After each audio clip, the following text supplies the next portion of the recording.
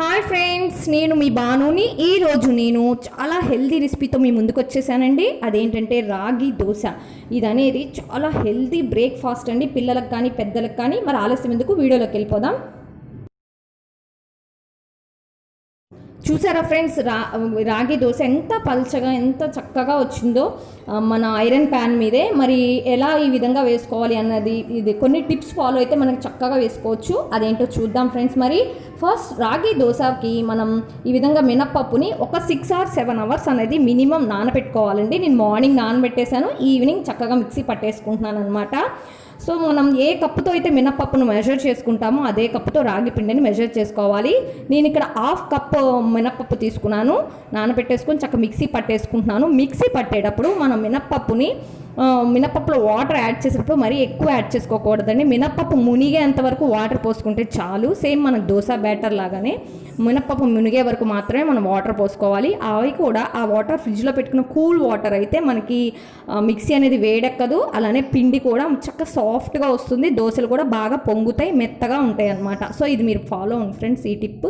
So ఈ విధంగా మనం మెత్తగా పిండి పట్టేసుకున్నాం కదా, మినప్పప్పును అది తీసి పక్కన పెట్టేసుకొని మనం ఏ కప్పుతో అయితే మినప్పప్పును మెజర్ చేసుకున్నామో దానికి మనకి 2 వంతుల రాగి పిండి పడుతుంది అనమాట. ఆ రాగిని పిండిని ఆ మినప్పప్పు పిండి చూసారా పట్టుకున్నాం కదా మిక్సీ, దాంట్లో మనం ఈ విధంగా లంప్స్ లేకుండా కొంచెం కొంచెం కలుపుకుంటూ యాడ్ చేసుకోవాలన్నమాట.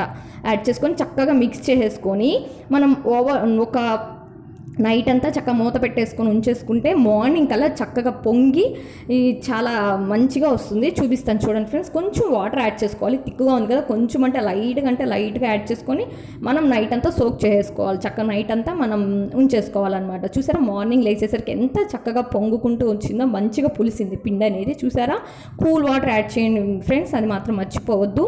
లేకపోతే మిక్సీ వేడెక్కేసి మనకి పిండి అనేది ఈ విధంగా పులగదు. అలానే దోశలు కూడా క్రిస్పీగా మెత్తగా రావన్నమాట.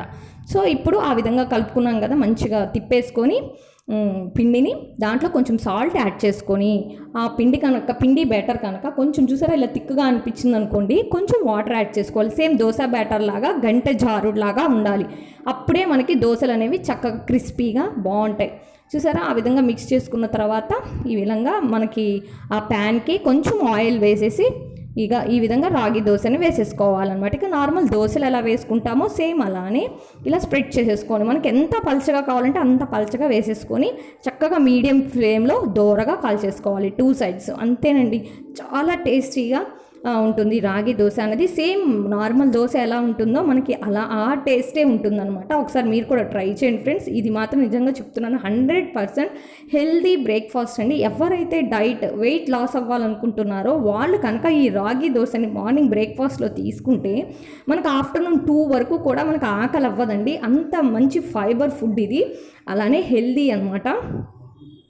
కార్బోహైడ్రేట్స్ ఉన్న మనం రైస్ అవి బియ్యం దీన్ని ఫ్రిడ్జ్లో పెట్టేసుకొని మనం 2 or 3 days మనం వేసుకోవచ్చు అనమాట. దోశల పిండి లాగానే చాలా టేస్టీగా ఉంటాయి. సేమ్ మనం నార్మల్ దోశలు ఎలా ఉంటాయో సేమ్ అదే టేస్ట్ ఉందండి. ఒకసారి మీరు కూడా ట్రై చేయండి ఫ్రెండ్స్. ఈ రెసిపీ కనుక మీకు నచ్చినట్లయితే మీ ఫ్రెండ్స్కి రిలేటివ్స్కి షేర్ చేయండి. ఫస్ట్ టైం నా ఛానల్ని విజిట్ చేస్తున్నట్లయితే సబ్స్క్రైబ్ చేసుకోండి ఫ్రెండ్స్. ఈ విధంగా నేను అన్ని దోశలు కాల్ చేసుకున్నాను. ఇలా మనం పిల్లలకి కనుక వీక్లీ వన్స్ కనుక మనం పెట్టినట్టయితే చాలా హెల్దీ బ్రేక్ఫాస్ట్ చేసి పెట్టిన సాటిస్ఫాక్షన్ మనకు ఉంటుందన్నమాట. రాగి పిండిలో ఉన్న అడ్వాంటేజెస్ మీకు ఎవరికి చెప్పాల్సిన అవసరం లేదు. సో పిల్లలకు కూడా చాలా హెల్దీ అండి ఈ బ్రేక్ఫాస్ట్ అనేది. అలాగే షుగర్ పేషెంట్స్కి అయితే చెప్పాల్సిన అవసరమే లేదు. సో వాళ్ళు దోశలు ఇడ్లీలు అలాంటి వాటికన్నా వాళ్ళ డైట్లో ఎంతసేపటికి రాగులు ఇలాంటివి యాడ్ చేసుకుంటూ ఉంటే షుగర్ అనేది కంట్రోల్లో ఉంటుంది, తెలిసిందే కదా ఫ్రెండ్స్. సో వాళ్ళు కనుక ఇలాంటి బ్రేక్ఫాస్ట్ చేసుకొని తింటే కనుక షుగర్ అనేది కంట్రోల్లో ఉంటుందని చెప్పచ్చండి. చాలా హెల్దీ బ్రేక్ఫాస్ట్ పిల్లలకు కూడా మనం చేసి పెట్టచ్చు. వాళ్ళు కూడా చాలా ఇష్టంగా తింటారు, ఎందుకంటే సేమ్ ఇవి నార్మల్ దోశలాగానే ఉంటుంది టేస్ట్ అన్నది. బియ్యానికి బదులు మనం రాగులు యాడ్ చేసామన్నమాట.